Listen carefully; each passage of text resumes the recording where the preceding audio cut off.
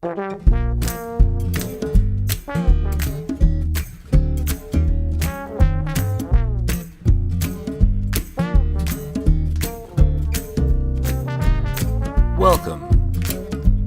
Pull up a chair.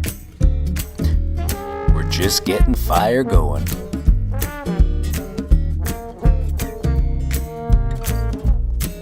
Grab yourself a drink from the cooler.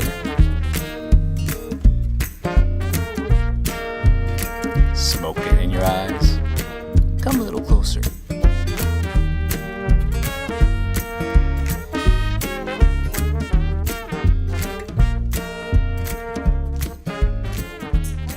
Hello there. Hi, I'm Natalie Shipman, and this is S'more with the Hub. I'm joined by our special guest, Jet Eveleth. Hey, Jet, how are you? I'm good. Thanks for having me. Well, great. Thank you for being here.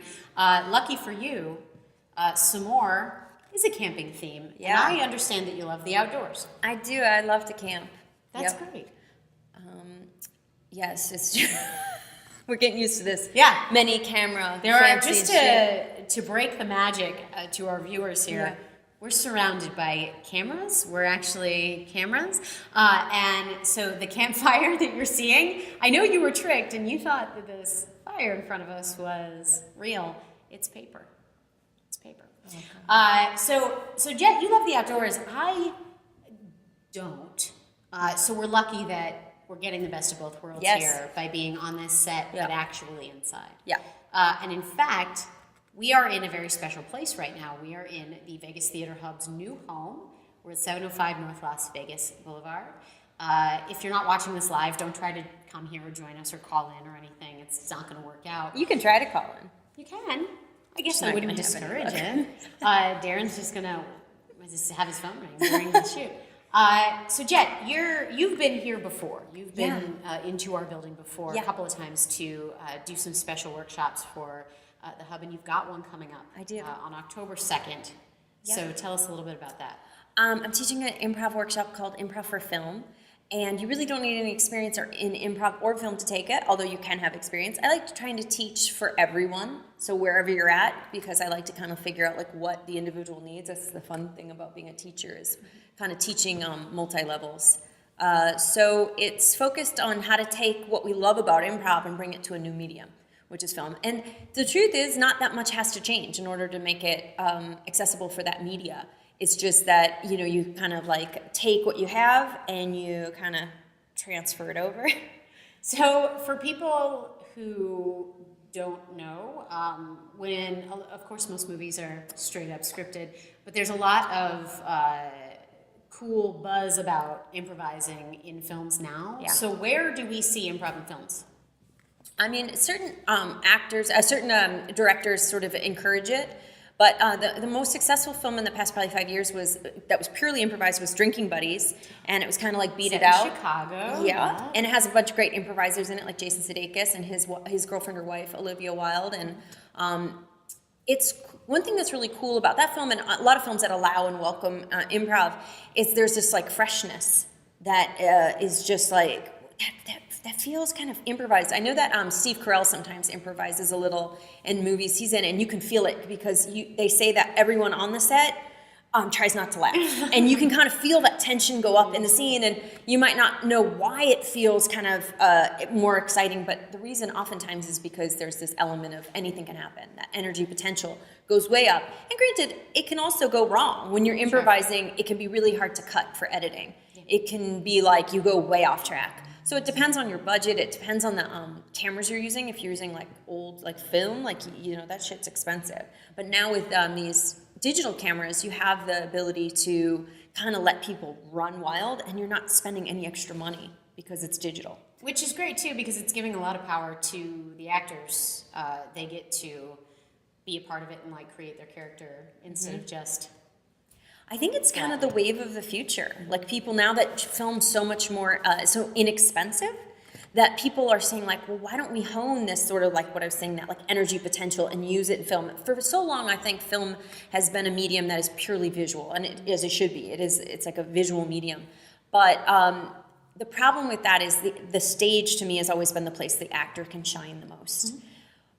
but I'm interested in taking that I don't know, like what I think of as beautiful, beautiful acting and bringing it over to the medium. Not that it doesn't already exist in film, it does. We all know like Meryl Streep and, you know, I mean, whoever you love. But there's a lot of people who I think are liberated by not having such a strict script, and then they can kind of come to life in that medium of a film. I see it a lot in improv, like something like TJ and Dave. It's just some of the best acting you're ever going to see. You're like, why is this so good? And it's because it's like real life. Yeah.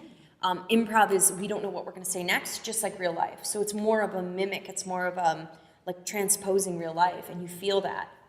And a lot of improvisers now are moving beyond the stage and entering into TV and film too. So a lot of these people aren't just, oh, we're improvising and trying things out. It is like people like Jason Sudeikis who have such a great background in improv.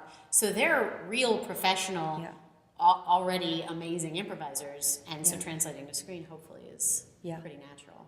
Yeah, I think it's, for me, it's just about the most fun thing. Improv has always been the most fun thing. So I want to figure out how to take that and put it into my other favorite medium, which is film. And so I'm like, how do I marry them? And I know it's just a matter of time, of continuing. So I like teaching these workshops because I learn too, and I get to see people really have beautiful moments, you know, in improv where you're slowing them down and you're letting them truly react, and then everybody's laughing and they're like, but I did so little. And it's like, exactly. Like, you don't have to do much for us to enter into that world. Yeah. So this workshop's coming up. It's October 2nd. It is 1 p.m. to 4 p.m., I believe. 1 p.m. to 4 p.m., yep. And it's in this very spot, which is very exciting because now we have a big time stage, but we still have a lot of open room to work with. Now, are you a fan of s'mores?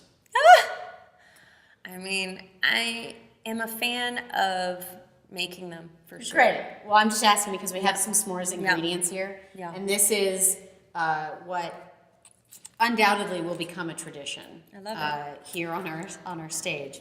So I'm going to just go ahead and do this. I actually grilled before I came over here. I love grilling. What did you make? I made grilled vegetables like roasted red peppers and eggplant and zucchini. That sounds amazing. And it was amazing. And then sometimes I'll do, like, if I do meat, I'm a total nerd, and I do like free-range organic kind of stuff. So sometimes I'll throw on some meat that was happy. Yeah, just make sure that they got to make love before I was responsible to killing it.